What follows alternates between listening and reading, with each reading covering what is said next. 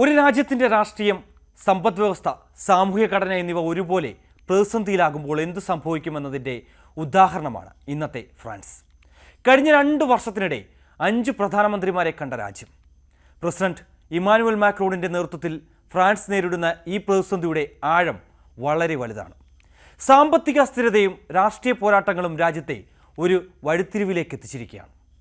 President Macron 2024 നടത്തിയ ഇടക്കാല തെരഞ്ഞെടുപ്പാണ് രാജ്യത്തെ കൂടുതൽ പ്രതിസന്ധിയിലാക്കിയത്.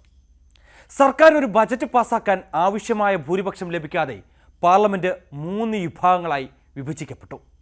മധ്യ, ഇടത്, തീവ്ര വലതുപക്ഷം എന്നിങ്ങനെയായിരുന്നു വിഭജിക്കപ്പെട്ടത്.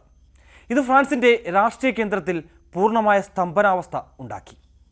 അടുത്തിടെ പ്രധാനമന്ത്രിയായിരുന്ന മൈക്കൽ ബാർണിയറും ഫ്രാങ്കോയിസ് ബെയ്റൂവും ഈ പ്രതിസന്ധിക്ക് മുന്നിൽ പരാജയപ്പെട്ടു. വിശ്വാസ വോട്ടെടുപ്പിൽ പുറത്താക്കപ്പെട്ട ബെയ്റൂ 3 ട്രില്യൺ യൂറോയിലധികം വരുന്ന ദേശീയ കടം പരിഹരിക്കാൻ 2026 ബജറ്റിൽ നിന്ന് 44 ബില്യൺ യൂറോ വെട്ടിക്കുറയ്ക്കാൻ ശ്രമിച്ചു. എന്നാൽ ഈ നീക്കം ജനങ്ങൾക്കിടയിലും രാഷ്ട്രീയ പാർട്ടികൾക്കിടയിലും വലിയ എതിർപ്പാണ് നേരിടേണ്ടി വന്നത്. ഇപ്പോഴിതാ സെബാസ്റ്റ്യൻ ലെകോർനുവിനെ പുതിയ പ്രധാനമന്ത്രിയായി മാക്രോൺ നിയമിച്ചിരിക്കുന്നു.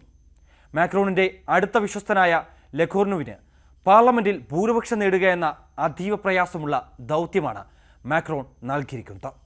ഇടതുപക്ഷവും വലതുപക്ഷവും ഒരുപോലെ എതിർക്കുന്ന നയങ്ങൾക്കിടയിൽ ഒരു സമവായമുണ്ടാക്കുക എന്നത് ലെകോർനുവിന് വെല്ലുവിളിയാണ്.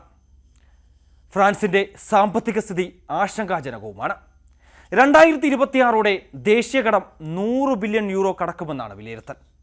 സാമ്പത്തിക പ്രതിസന്ധിയും സർക്കാർ നയങ്ങളും ജനങ്ങളെ പ്രകോപിതരാക്കി. പിന്നാലെ നടന്ന പ്രതിഷേധങ്ങൾ സർക്കാരിനെ കൂടുതൽ പ്രതിരോധത്തിലേക്ക് നയിക്കുകയാണ്. ഫ്രാൻസ് ഇപ്പോൾ നേരിടുന്നത് കേവലം ആഭ്യന്തര പ്രശ്നങ്ങൾ മാത്രമല്ല.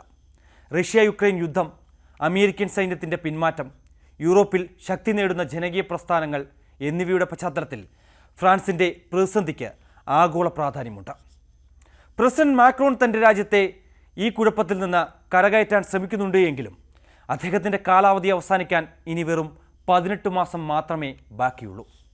ഈ പ്രതിസന്ധി ഫ്രാൻസിൻ്റെ രാഷ്ട്രീയ ഘടനയെ സമൂലമായി മാറ്റിയെഴുതുമെന്ന് പലരും ഭയപ്പെടുന്നു. ചിലർ 1789 ഫ്രഞ്ച് വിപ്ലവവുമായി ഇതിനെ താരതമ്യം ചെയ്യുന്നു. മറ്റു ചിലർ 1958 4ാം റിപ്പബ്ലിക് തകർന്നതുമായി ബന്ധപ്പെട്ട് ഇതിന് സാമ്യമുണ്ടെന്ന് പറയുന്നു. എന്നിരുന്നാലും ഫ്രഞ്ച് ജനത ആഗ്രഹിക്കുന്നത് യഥാർത്ഥ മാറ്റമാണ്. അത് യൂറോപ്പിൻ്റെ മൊത്തത്തിലുള്ള രാഷ്ട്രീയ ഭൂപടത്തിൽ മാറ്റങ്ങൾ വരുത്തുമോ എന്ന് കാത്തിരുന്ന് കാണാം.